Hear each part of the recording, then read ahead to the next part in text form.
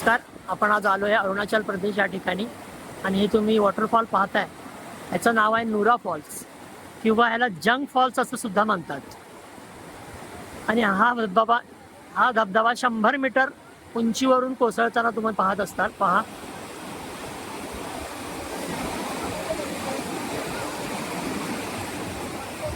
अतिशय स्वच्छ असं पाणी आहे, तुम्ही पाहू शकता.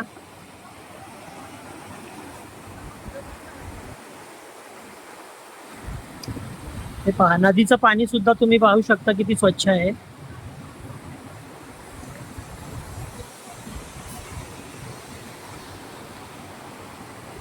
आणि ह्या ठिकाणी तुम्ही पाहू शकता जलविद्युत केंद्र.